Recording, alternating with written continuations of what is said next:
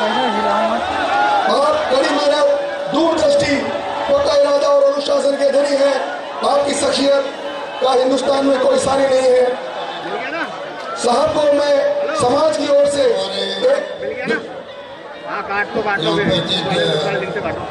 कृषि मंत्री लालचंद कटारिया जी, प्रताप जी, सत्यनारायण जी, सुमित्रा रावत जी, विधायक महेंद्र चौधरी जी, रफी खान साहब, आदरणीय श्रीमती गंगा देवी जी, राष्ट्रीय अध्यक्ष SK मोहनपुरिया जी, बी नवर साहब, नमक प्रकाश जयदोरिया जी, दयानंद जी वर्मा, केआर वर्मा जी, योगेंद्र चांदोलिया जी, बाबूलाल जी सिंगारिया जी, विधायक रामचंद्र जी छुमालीवाल, मदनलाल जी खोरवाल, जयनान जी शेर, टीकम जी बोरा, हजीराम जी अटल, KK वर्मा जी, कमल बाकोलिया जी, पूर्व महापौर राघू भाई और तमाम अखिल भारतीय लेबर महासभा के पदाधिकारीगण और पूरे प्रदेश से और देश से पधारे हुए तमाम हमारे दिग्गज समाज के बुजुर्गों, भाइयों और बहनों, नौजवान साथियों, बड़े बच्चों, मुझे बहुत प्रसन्नता है कि जिस प्रकार से आज यहाँ पर दिग्गज समाज का राष्ट्रीय महासम्मेलन हो रहा है, तो मुझे 40 साल पहले, 42 साल पहले जब मैं पार्लियामेंट का मेंबर बन के गया, तो उस वक्त मैं समाज के जो अगुआ थे, साथी थी, वो हमारे साथ में मेंबर पार्लियामेंट बने। इंदिरा जी उनको इतना मानती थी कि बाद में जयपुर में जो आपका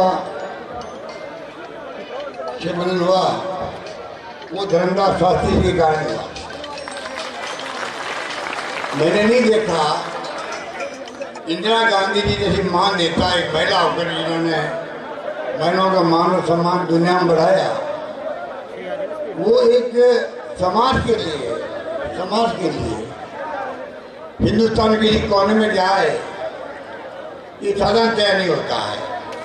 आप सोच सकते हैं लेबर समाज के लिए इंदिरा गांधी का जयपुर आना धर्मदास शास्त्री जी के कारण से वो एक इतिहास बन गया, जिसकी बात अभी आपने करी 84 के अंदर। अब आप कल्पना कीजिए इंदिरा गांधी जी का रिश्ता, कांग्रेस का रिश्ता और लेबर समाज का रिश्ता क्या है।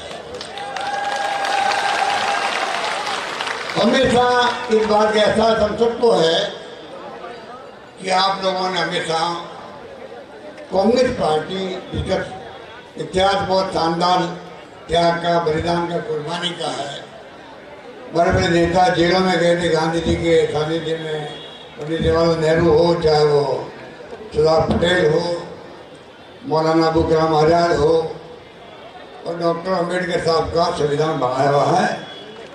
आज आप कल्पना कीजिए वो संविधान बाबा साहब का और वो नेता हमारे जमाने के,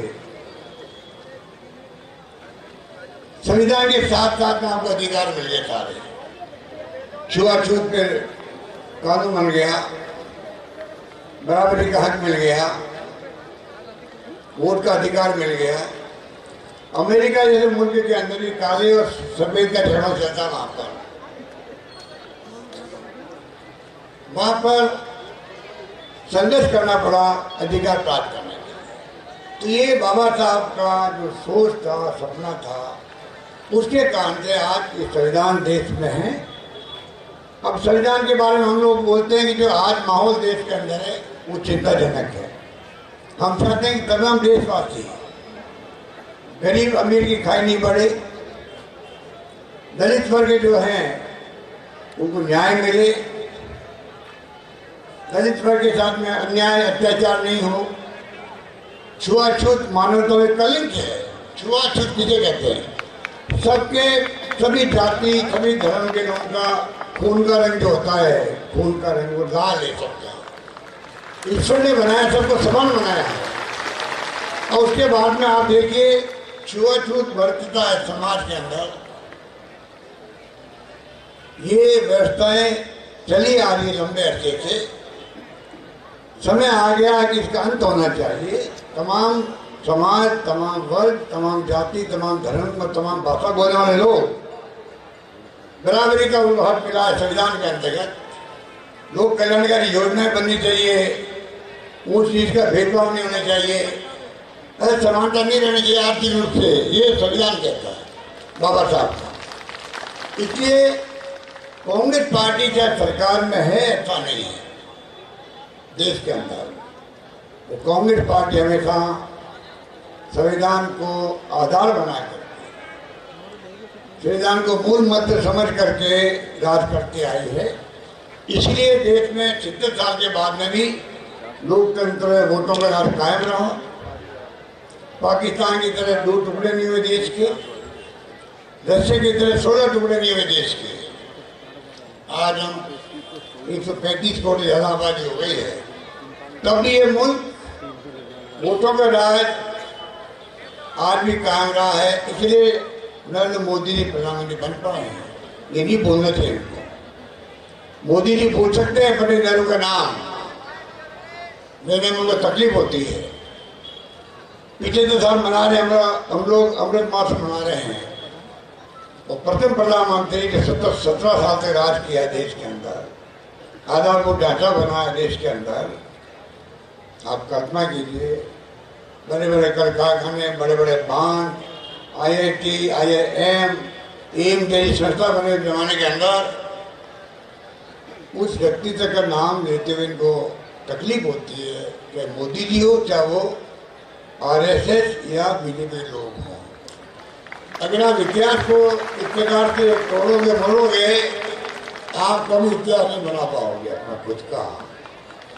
अरे परंपरा रही है, जिन्होंने त्याग किया, बलिदान किया, जेलों में बंद रहे, फांसी के फंदे पे चढ़े, भगत सिंह, चंद्रशेखर आजाद जैसे नेता हुए, क्या हम उनको भूल सकते हैं? सुभाष चंद्र बोस हुए, लंबी फहरिस्त। आज आजादी के बाद में कांग्रेस पार्टी है जिसने आपको मान सम्मान दिया है, आरक्षण की रक्षा करी है।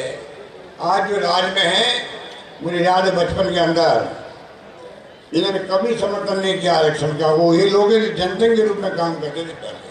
अब ये भारतीय जनता पार्टी है, बच्चों को नहीं मालूम है, इसका नाम जनसंघ था पहले।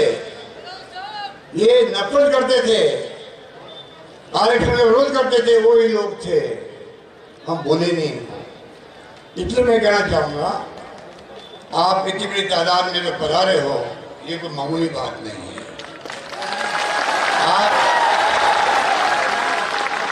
आप जिस प्रकार से जिया है जिंदगी को, उसको मैं हमेशा याद करता हूँ। किस प्रकार से इस देश की प्रथाएं, रीति रिवाज, उसके बावजूद भी आपने अपना मुकाम कायम रखा, अपना मान सम्मान कायम रखा। और कांग्रेस सरकारों ने भी कमी नहीं रखी। जब मौका लगा, आरक्षण दिया, उसकी रक्षा करी। राजीव गांधी आए, प्रधानमंत्री बन गए, 40 साल की उम्र में प्रधानमंत्री बन गए वो। आप याद करो, उसके पहले गांव में कौन बना देता था शेड्यूल कास्ट की दलित को? कोई सरपंच नहीं बनने देता था। आज कल्पना करो, महिलाएं सरपंच बनती है, प्रधानमंत्री है, प्रमुख बनती है, मेयर बनती है, नगर पालिका अध्यक्ष बनती है। महिलाएं भी, चाहे दलित की हो चाहे OBC की हो। आज OBC, SC, ST को मौका मिला है, आरक्षण के कारण मिला है। ये आरक्षण 73, 74 अमेंडमेंट राजीव गांधी के वक्त में जो सपना देखा गया था, उसके परिणाम के कारण यार गांव-गांव में सरपंच, पंच, वार्ड पंच, प्रधान, प्रमुख कितने बन गए देश के अंदर, राजस्थान के अंदर, देश के अंदर। ये कल्पना कीजिए कि राजीव गांधी के क्रांति का परिणाम है, सोच का परिणाम है। कांग्रेस हमेशा आपके लिए अच्छी सोच रखी है। अभी कहा गया जब आपने मुझसे मांग की रामदेवरा के अंदर शानदार हॉस्टल बन गया, उसका उद्घाटन शायद मैंने ही किया तमाम जो मांगा हमने हमेशा देने का प्रयास किया। अब आप मांगने में खुद ही कंजूसी कर दो, मैं क्या कर सकता। मैंने तमाम एमएलए को कह रखा है कि एमएलए जो मुझसे मांगेंगे वो मांगते मांगते थक जाएंगे, मैं देता नहीं थकूंगा, ये मैंने कहा है। गंगा बहन बैठी हुई है, गंगा बहन, इसके बगल में पानी की समस्या बहुत बड़ी समस्या है, बिशनपुर का पानी आना चाहिए। अब इनको पूछो, मैंने घोषणा करी बजट के अंदर, घोषणा के मायने होते हैं आज जो कल पानी आएगा, पानी आएगा आपके वहाँ। आज आपने मांग करी है बालिका के छात्रावास की जमीन मिलनी चाहिए, वो भी मिलेगी आपको, निश्चिंत रहो आप।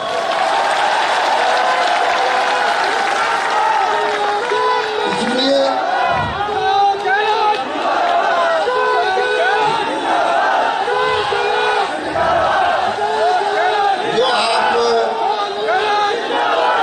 जो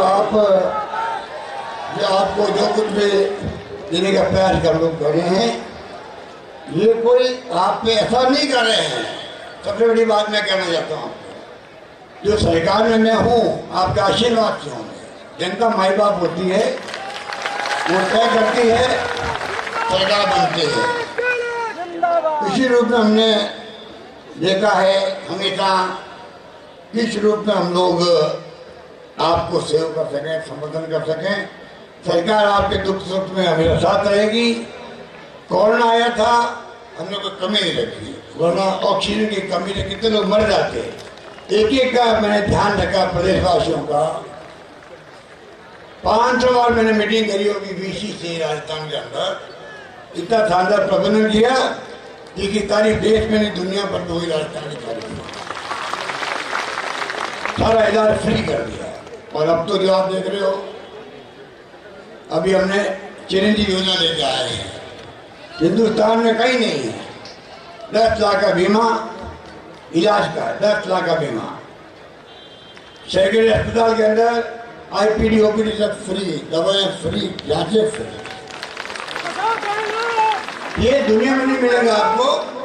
10 लाख का बीमा हिंदुस्तान में सिर्फ राजस्थान के अंदर। नंबर 1।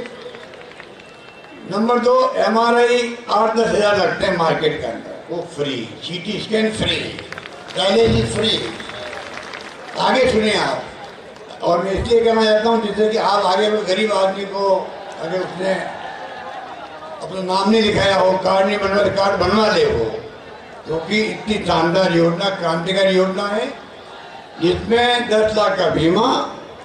उसके अलावा अगर उसके घर में कोई किडनी ट्रांसप्लांट करवानी पड़ गई, ऑर्गन ट्रांसप्लांट कराना पड़ गया, कोई लीवर ट्रांसप्लांट कराना पड़ गया, उसका 10, 15, 20 लाख लगते हैं। सरकार ने तय किया उन परिवारों को 10 लाख तो अलग रखेंगे, उसके लिए उसको डिस्टर्ब नहीं करेंगे, और पूरा पैसा 10 लाख, 15 लाख, 12 लाख जो भी होगा सरकार देगी आपके, और ट्रांसप्लांट करवाएगी। ऐसा कहीं पे नहीं, हिंदुस्तान के अंदर कहीं पे नहीं, दुनिया में भी नहीं होगा।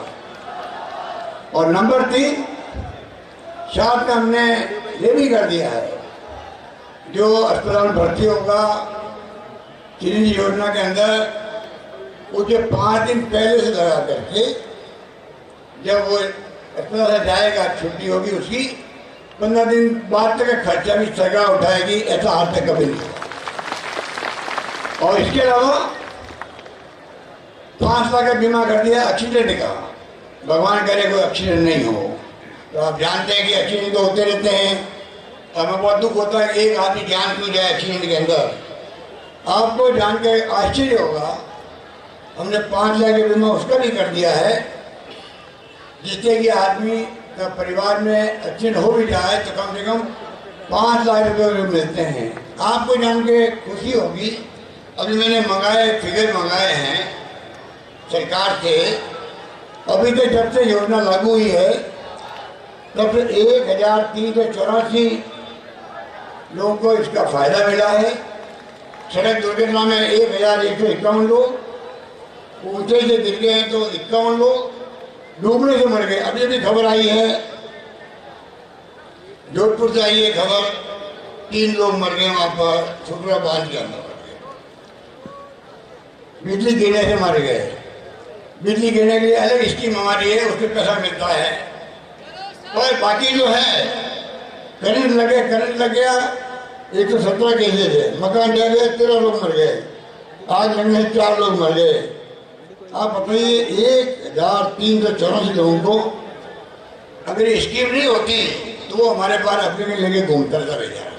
अब आप बताइए, अपने आप ही उसको अधिकार मिल गया परिवार को, अगर ऐसी मौत होती है तो 5 लाख रुपए उसको मिलना अनिवार्य है, जो करेंगे देगा उसको, ऐसा आज से कभी नहीं होगा। इस प्रकार से हमने इस योजना को लागू किया है, जिसका लाभ आपको मिल रहा है। इसलिए मैं कहना चाहूँगा कि सरकार की तरफ से ऐसी योजना बनी है जो आपके सामने है, 50 यूनिट में फ्री कर दी बिजली की। आप सोचिएगा। और मैं भी कहना चाहूँगा, अभी मैंने कहा आपको तो कोई एहसान नहीं कर रहे, मैंने क्यों कहा, इसलिए कहा बाबा साहब के संविधान में ये लिखा हुआ है, भारत के संविधान में राज्य के नीति निर्देशक तत्वों में अनुच्छेद 38 और 49 में लिखा हुआ है, सरकार जन कल्याण को प्रोत्साहित करते हुए सामाजिक, आर्थिक और राजनीतिक न्याय के लिए कार्य करेगी एवं समाज की असमानता को कम से कम करेगी। अब आप बताइए, संविधान कहता है कि आप लोग जन कल्याणकारी कार्य करेगी सरकारें, तो मैं बताऊं आपको कि जो ये सोशल सिक्योरिटी दे रहे हैं आपको, चाहे वो मेडिकल की हो, चाहे हमने आपके लिए 50 यूनिट फ्री कर दी बिजली की, 300 यूनिट तक सब्सिडी दे रहे हैं। हर घर के अंदर 44 लाख लोग तो जो है, जिसमें किसानों का भी 1000 रुपये दे रहे हैं, उनको हम अलग से 44 लाख लोगों का बिजली का बिल 0 आने लगा, 0 बिल आने लग गया है। आप बताइए कितना बड़ा फैसला हमने किया है। और उसके अलावा जो स्कीम हम लेके आए, इंदिरा गांधी की रोजगार योजना, नरेगा आया, आपको मालूम है डॉक्टर मनमोहन सिंह के वक्त में, सोनिया गांधी जी के वक्त में पहली बार अधिकार आधारित युग की शुरुआत हुई, जिसमें गांव में पहले अकाल सूखे पड़ते थे, कितनी तकलीफ होती थी काम मांगने के अंदर, गायों को बचाने का अलग खर्चा, चारे का अलग प्रबंधन करो, पीने का पानी मनुष्यों के लिए भी, गायों के लिए भी, और रोजगार के लिए अलग भटकना पड़ता था। अब आपको पार्लियामेंट में कानून बना दिया है, डॉक्टर मनमोहन सिंह जी ने, सोनिया गांधी जी ने 100 दिन के रोजगार की गारंटी हो गई, कानून बना के हो गई है, सरकार कोई आओ तो बदल नहीं सकता। और हमने क्या किया है, पिछले बजट में 25 दिन एक्स्ट्रा कर दिए हैं, 100 दिन के बजाय 125 दिन तक काम मिलेगा। शहरों के अंदर इंदिरा गांधी जी के नाम से शहरी रोजगार गारंटी योजना लेके आए हैं, और अभी तक आपको जान के खुशी होगी 3 लाख लोग काम में लग चुके हैं, उसके अंदर लग चुके हैं। 1 करोड़ लोगों को हम लोग, विधवा हो, चाहे बूढ़े आदमी हो, बूढ़े औरत हो, विधवाएं हो, विसर्जन हो, उन सबको घर बैठे पेंशन दे रहे हैं 1 करोड़ लोगों को। आप कल्पना कीजिए कितना बड़ा आराम है बूढ़े लोगों को भी, जब पेंशन मिलती है तो घर में हमारे माता बहनें बैठी हुई है, ये भी महसूस करती होगी कि पेंशन मिलने का मतलब सम्मान मिलना है बूढ़े आदमी को, बूढ़ी महिला को। और जब सम्मान मिलता है सरकार का तो घर वाले भी उनको पूछते हैं, बुढ़ापे में उनको मान सम्मान करना पड़ता है, क्योंकि आप जानते हो कि बच्चे बहुत व्यस्त रहते हैं, बहुएं बहुत व्यस्त रहती है। पेंशन मिलती है तो दादा दादी के पास बच्चे भी आते हैं पूछने के लिए कि दादा दादी की सेवा करेंगे तो 5 रुपये 10 रुपये महीना मिलेंगे।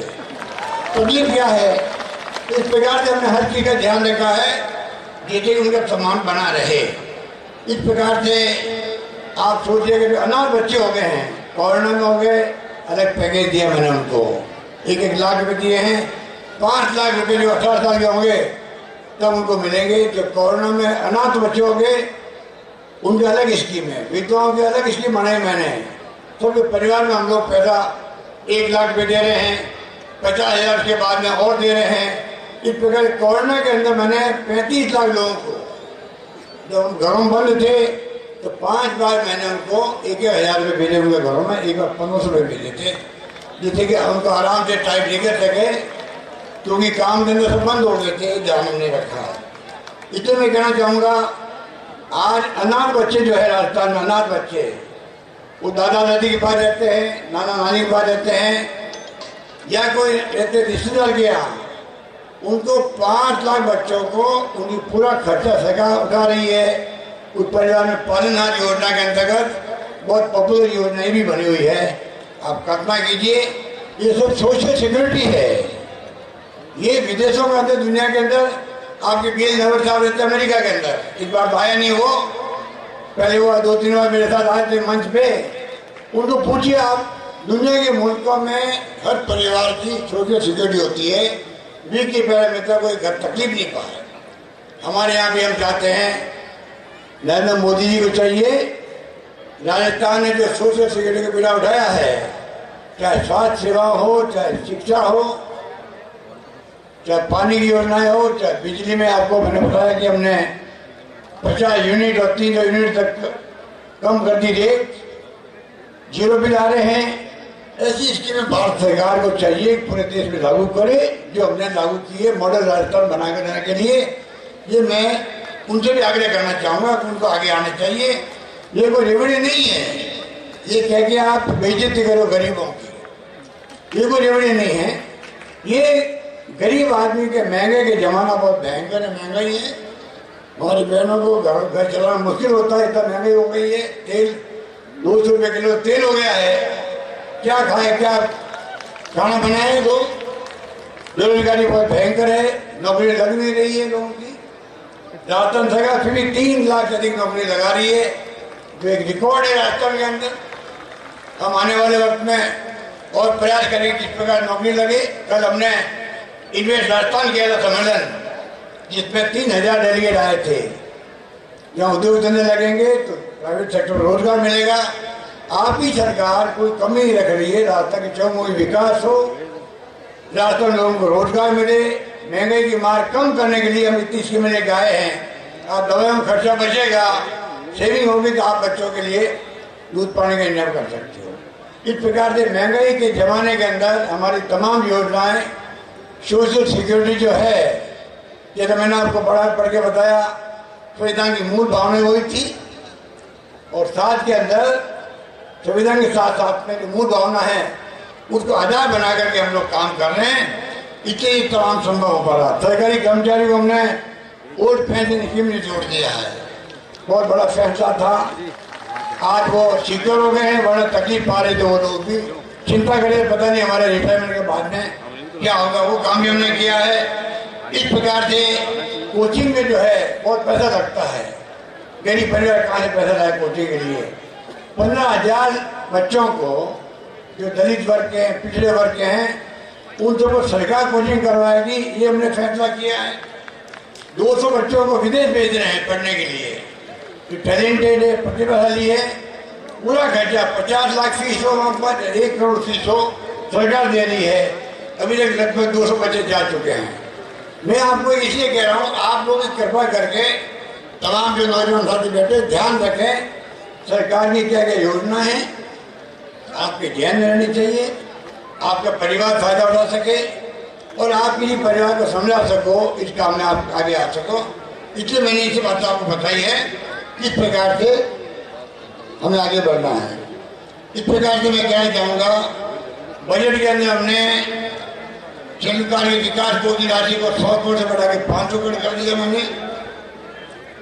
और साथ में आपको जानकर खुशी होगी, शायद मालूम भी होगा, डॉक्टर भीमराव अंबेडकर SC/ST उद्यमी प्रोत्साहन विशेष पैकेज दिया है। पहली बार इतिहास में डॉक्टर भीमराव के नाम से जो उद्यमी है, इंग्लिश लगाते हैं, मैं उनके नाम भूल गया हूँ, जो इसके अध्यक्ष भी चैम्बर ऑफ कॉमर्स शहरी विकास के चैम्बर ऑफ कॉमर्स के अध्यक्ष हमारी मीटिंग में आते हैं। उनके सुझाव में मैंने इतना बड़ा काम किया है। डॉक्टर भीमराव अंबेडकर SC/ST उद्यमी प्रोत्साहन विशेष पैकेज दिया गया है। इस प्रकार से जो प्रोत्साहन योजना है उसमें इनको फायदा मिलने लग गया है राजस्थान के अंदर। ये मैं निवेदन करना चाहता हूँ। आरक्षण में प्रमोशन हिंदुस्तान में एकमात्र राज्य है जिसका नाम है राजस्थान। SC के लोगों को, ST के लोगों को बाकी राज्यों में खत्म हो चुका है। राजस्थान उन्होंने बचा के रखा है। न्यायालय में लड़ाई लड़ी गई मेरे द्वारा, सुप्रीम कोर्ट में जीते हैं। आज राजस्थान एकमात्र राज्य है जहाँ पर SC/ST के लोगों को प्रमोशन मार्क्स आज भी कायम है और कहीं कायम नहीं। मैं कहना चाहता हूँ इस प्रकार से मैं आपको इतना ही कहना चाहूँगा कि आज हम लोग सरकार में केंद्र में नहीं हैं और राहुल गांधी की जो यात्रा निकल रही है, आप जानते हैं कि राहुल गांधी जो बोलते हैं टीवी में सुनते होंगे आप लोग, वो बात महंगाई की कर रहे हैं, महंगाई कम होनी चाहिए देश के अंदर। वो बात बेरोजगारी की कर रहे हैं कि बेरोजगारी समाप्त होनी चाहिए, लोगों को रोजगार मिलना चाहिए, नौकरी मिलनी चाहिए। वो बात करते हैं प्रेम की, भाईचारे की, सद्भावना की बात करते हैं कि हिंसा नहीं होनी चाहिए, आप पर प्रेम भाव से रहो। संविधान की धज्जियां उड़ रही है, लोकतंत्र खतरे में है, उसकी बात वो कर रहे हैं। भारत छोड़ो यात्रा नाम दिया गया और जो लाखों लोग आ रहे हैं। मैं जाके चेन्नई के अंदर, तमिलनाडु में, मैं जाके केरला के अंदर लाखों लोग एक साथ सड़कों पर आके यात्रा में साथ चल रहे हैं। उसे अंदाज कर लीजिए कि उनका जो रास्ता है, उनका जो संदेश है, उसको आपको उनको समझना पड़ेगा कि वो क्या चाहते हैं। और केंद्र सरकार हिल गई है, भारतीय जनता पार्टी बेचैन हो गई है। इस रूप में आज आप देख रहे हो पूरे मुल्क में माहौल बदल रहा है। मीडिया वाले जो दबाव में थे, दबाव कम होने लगे उनका भी, उनको कवर करना पड़ रहा है। राजीव गांधी की यात्रा को भी कवर करना पड़ रहा है भारत जोड़ो के नाम से। दबाव में मीडिया था, मोदी मीडिया था, दबाव कुछ कम हुआ है, अभी पूरा नहीं हुआ है, कुछ कम हुआ है। आप मजबूत रहोगे और देश के अंदर माहौल बनेगा कि रास्ता कौन सा सही है, सत्य का या असत्य का, हिंसा का या अहिंसा का, संविधान को बचाने का, संविधान की धज्जियां उड़ाने का। तो आप देखोगे जब लोग सड़कों पे आएंगे, चाहे नरेंद्र मोदी जी हो या अमित शाह जी हो, रात वही लोग कर रहे हैं देश के अंदर। उनकी पार्टी वाले बहुत दुखी हो गए उनसे, वो नहीं पाए डर के मारे, पता नहीं क्या हो जाएगा। वो भी उनकी पार्टी में भी वो बात नहीं पहले वाली, उनकी पार्टी में खुद में बेचैनी हो गई है। तो आप समझिएगा कि देश बहुत समझदार है। इसका रॉबर्ट कॉमन हमारे पब्लिक चाहे वो अनपढ़ होगी, तो समझदारी में कमी नहीं होती है हमारे देश की जनता के अंदर। गरीब हो, दलित हो, पिछड़ा, कोई भी क्यों नहीं हो।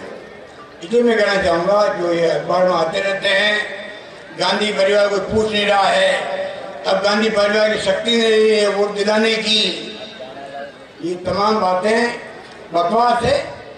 गांधी परिवार का कोई व्यक्ति पिछले 30 साल से, आप सोचिएगा, इंदिरा गांधी प्रधानमंत्री, बाद में उनकी हत्या कर दी गई, पर देश को एक अखंड रखने के लिए उनकी हत्या हुई। उन्होंने खालिस्तान नहीं बनने दिया देश के अंदर, पंजाब के अंदर। राजीव गांधी आए, उनकी हत्या कर दी गई। तो राहुल गांधी की दादी की हत्या हुई, राहुल गांधी के पिताजी की हत्या हुई, तभी वो सड़कों पर चल रहा देश के 3500 किलोमीटर पैदल चलेगा। किसकी बात करें, ये क्या तुलना करेंगे? सोशल मीडिया को बदनाम करने का खूब प्रयास कर लिया गया। इसलिए मैं कहना चाहूँगा, सच्चाई के साथ पूरा देश देगा। ये घबरा गए हैं, इसे आरोप लगाते रहते हैं, कोई दम नहीं उनके अंदर। 30 साल से गांधी परिवार कोई व्यक्ति कोई पद पे नहीं है। आप सोचिए, ना मंत्री बना केंद्र में, ना प्रधानमंत्री बना, ना मुख्यमंत्री कहीं बना। तो बताइए इनके पेट में दर्द क्यों होता है? फिर गांधी परिवार में इनको तकलीफ क्या है? इनको तकलीफ क्या है? ये क्यों गांधी परिवार बैठे बाबा करते हैं, वंशवाद वंशवाद वंशवाद। सोनिया गांधी ने कह दिया, राहुल गांधी ने कह दिया, हमारे परिवार कोई व्यक्ति कांग्रेस अध्यक्ष नहीं बनेगा। अगर आप लोग इतने कहते हो, वंशवाद की बात करते हो, हम बाहर रह जाए, कोई दिक्कत नहीं है। जो प्रधानमंत्री आप लोग ने बना दिया था सोनिया गांधी को, तभी सोनिया गांधी ने प्रधानमंत्री पद स्वीकार नहीं किया। गांव में वो सरपंच बना दे किसी को, वो मना करता कि मैं सरपंच नहीं बनूंगा, वो मना नहीं करता। सोनिया गांधी ने मना किया, मैं प्रधानमंत्री नहीं बनूंगी। डॉक्टर मनमोहन सिंह जो दुनिया के माने हुए इकोनॉमिस्ट है, देश को उनकी जरूरत है, उनको प्रधानमंत्री बनाया। ये क्यों भूल जाते हैं? इतनी बड़ी त्याग की मूर्ति सोनिया गांधी, उनके ऊपर तरह तरह के आरोप। अब इनके वोट कैचिंग पावर नहीं इनकी रही है। अरे आज भी देश की जनता किसी को मानती है कांग्रेस में तो सोनिया गांधी को मानती है, राहुल गांधी को मानती है, प्रियंका गांधी को मानती है। जहाँ वो जाएंगे लाखों लोग इकट्ठे होंगे। ये क्यों भूल जाते हैं कि जानबूझ करके मीडिया इनका साथ दे रहा है, मीडिया दबाव के अंदर है। तमाम आर्टिकल लिखवाएंगे जहाँ आपस में झगड़े बढ़ाने की बात हो कांग्रेस के अंदर भी, तो बीजेपी को फायदा मिलता है उससे। आप देख लीजिए अखबारों में रोज पढ़ते रहते हैं आप लोग, आर्टिकल आते रहते हैं, न्यूज आती रहती है। लड़ाई चलती राजस्थान में, कोई लड़ाई नहीं है। हम लोग सब मिलकर के अपनी सरकार बनाएंगे, ये हमारा संकल्प है। और आप सबका हमें आशीर्वाद चाहिए, आपका आशीर्वाद मिलेगा। और अगर रेगत समाज ने तय कर लिया तो मैं आपको कह सकता हूं कि रेगत समाज का अपना कार्य हो रहा है देश के अंदर, प्रदेश के अंदर। बड़ा बड़ा रेगत समाज दिल्ली के अंदर में कहानी है। राजधानी में समाज का मेंबर पार्लियामेंट बना है, एमएलए बने हैं। यहाँ 3 एमएलए बने थे बाकुला जी के वक्त में। बाकुला जी मेरे पहली बार मैं आपका आशीर्वाद मुख्यमंत्री था, 22 साल 24 साल हो गए उस बात को। तब बाकुला जी मेरे ट्रांसपोर्ट मिनिस्टर थे उस जमाने के अंदर। इसलिए आप निश्चिंत रहो, हमारी सरकार हमेशा बाबा साहब के संविधान की रक्षा करेगी, लोकतंत्र को मजबूत करेगी। इनके मंसूबे जो है वो पूरा नहीं होने देंगे हम लोग। हम चाहेंगे कि देश में प्रेम भाईचारा रहे, क्योंकि परिवार में भी झगड़ा होता है भाइयों के अंदर, वो परिवार ऊपर नहीं उठ सकता है। प्रेम भाव होता है आपस के अंदर, परिवार ऊपर उठता है। यही बात लागू होती है गाँव में भी, प्रदेश के अंदर भी, देश के अंदर भी। हम चाहेंगे सभी लोग मिलकर राज जो हो रहा है भागीदारी निभाएं, हम लोग सबको मौका मिले। वोट कॉर्पोरेशन में आपका आदमी नहीं आया था, इस बात का मुझे में दुख है। मौका लगते ही आपको प्रतिनिधि दिया जाएगा, ये मैं कहना चाहूँगा आपको। आप निश्चिंत रहो, क्या मौका लगेगा। रेगत समाज हमारे दिल में बसता है। मेरे खुद के वार्ड में भी रेगत समाज 55 जन जानते हैं। आप निश्चिंत रहो, कोई कमी नहीं आने देंगे। और जब मौका लगेगा तमाम उन योजनाओं को लेके आएंगे जो आपके हित में रक्षा करती हो। अभी बरसात के डर से मैंने प्रताप सिंह जी को, कटाई जी को बरसात झड़े आगे मैं बोल नहीं पाऊंगा। इतने भारी तादाद में आप लोग आए हो, रिकॉर्ड तोड़ दिया आपने। मेरा फर्ज था कि मैं पहले मैं अपनी बात कह दूं, जिससे कि ऐसी स्थिति नहीं बने कि बरसात में मुझे पूरा बोलने का मौका ही नहीं मिले। तो मैं आपका प्यार, आपका स्नेह, आपका आशीर्वाद जो बना हुआ है उसके कारण का मैं पहले बोल जाता हूँ। और मैं बैठूंगा, अभी दोनों मंत्री बोलेंगे तो मैं बैठूंगा, जाऊंगा नहीं। यही बात करता हूँ, अपनी बात समाप्त करता हूँ। धन्यवाद, जय हिंद, धन्यवाद।